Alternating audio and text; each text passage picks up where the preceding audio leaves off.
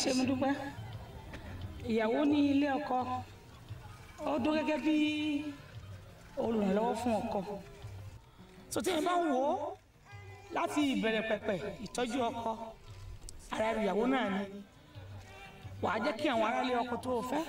ká lè rí ọkọ pípa tó o fẹ́ ó tún yàtọ̀ sí bó ṣe wà ìmúra ojúṣe obìnrin nílé ọkọ níbi iṣẹ́ sí ọmọ sí ẹbí sí ará ẹrù ní o èèyàn gbọ́dọ̀ yẹ sùn kó sùn gbàgbé ọjọ́ ọ̀la ẹ̀ so n tèmi rò tó lè jẹ́ ẹrù ọmọ ní o ọmọ lẹ́rù obìnrin atọ́kọ o atọ́mọ o ẹrù obìnrin ni ẹ méjèèjì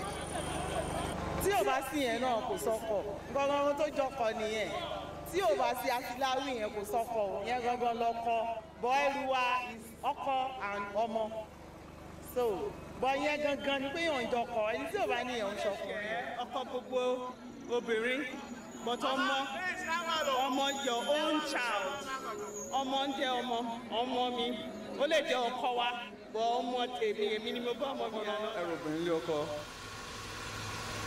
ó jẹ́ atiláwí nǹkan tó àdé pẹ̀lú atiláwí ni ọ̀pá Mósè tí ò bá sí ọ̀pá Mósè obìnrin ò lè dúró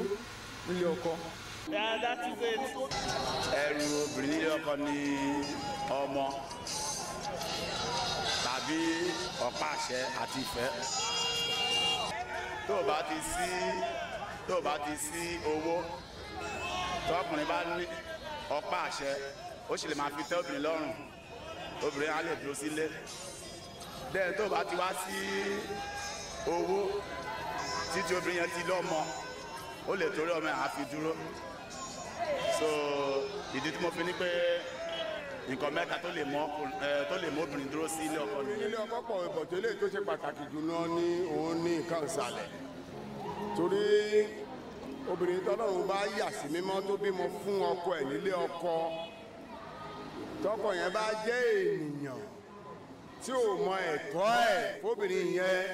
ó fún oúnjẹ fún ajá jẹ ní o ẹ̀tọ́ tí mò ń sọ ni wípé lẹ́yìn pé ká tọ́jú obìnrin ká gbọ́ nǹkan tí wọ́n fẹ́ ká tẹ́ wọn lọ́rùn ṣùgbọ́n tó bá ti wá fi ẹ̀tọ́ ẹ̀dún ẹ̀tọ́ òru nìyẹn o olúwa ẹgbà oúnjẹ fàájà jẹ nìyẹn sá. ọmọ lẹ́rù ẹ̀ tó jókòó tì. àtìláwí wa kọ́. àtìláwí by the way kò ní mínì.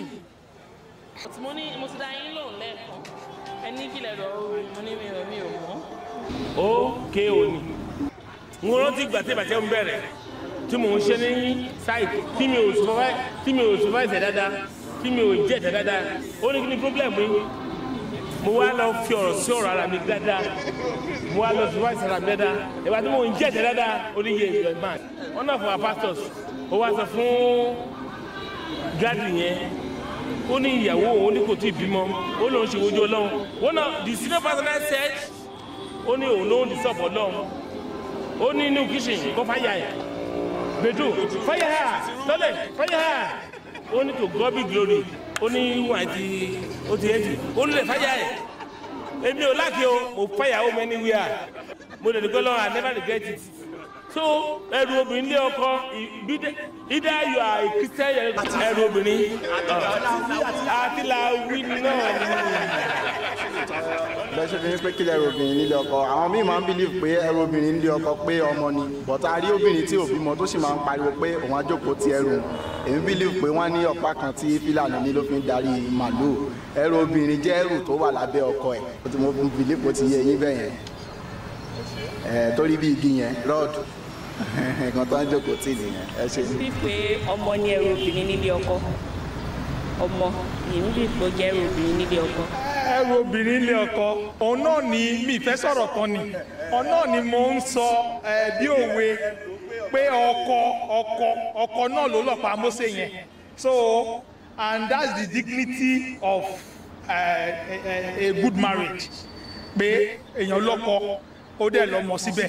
so wọ́n sọ̀rọ̀ pa ọ̀pá Mósè máṣọ̀pá Mósè ọkọ náà ni ọ̀pá Mósè so òun náà dẹ̀ ẹrù tóbìnrin ní. obìnrin nílé ọkọ ni ọmọ bíbí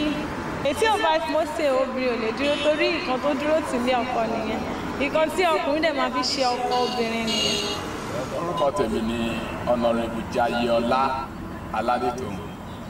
ọkùnrin tí ò bá lè ṣojúṣe ẹni lé dáadáa kò dáa ó yẹ kọkùnrin lè ní time fúyàwó ẹ̀ anywhere bó jẹ́ nu kitchen bó jẹ́ nu bedroom bó jẹ́ nu toilet bó jẹ́ bedroom ni Ọlọ́run ti fi àyè ẹ̀ sílẹ̀ ẹ jẹ́ á lò ó so that ilé wa á lè jẹ́lé aláyọ̀ so ọ̀pá Mósè gangan lèmi ní ìgbàgbọ́ wípé ó jẹ́ nǹkan tóbìnrin jókòó ti ilé ọkọ ẹ ṣe ilé ọkọ ó là ń pè ní atiláwí tó jẹ́ ọ̀pá Mósè ìdí tí a fi ń pè ní ìdí tí ó fi jẹ́ ọ̀pá Mósè tí obìnrin fi ń dúró ti ọ̀pá Mósè nílé ọkọ láti bí ọmọ láti ní àlàáfíà láti ní ìdùnnú láti ní ìgbéga àti ìtẹ̀síwájú. ọmọ ni gbogbo eléyìí tí àwọn èèyàn ń sọ pé bóyá ìbáṣepọ̀ àbí anything tí ìfẹ́ bá wà gbogbo wọ̀nyẹn ò ní meaning. Actually it's part of what motive marriage but when there is a marriage that there is a real love tí ìfẹ́ gidi wà gbogbo yẹn ò ní meaning because ṣèbọn rí obìnrin tó ń fẹ́ impotent tá dé adopt ọmọ nǹkan tó ń ṣẹlẹ̀ nìyẹn ọmọ ni we don't need to deceive ourselves.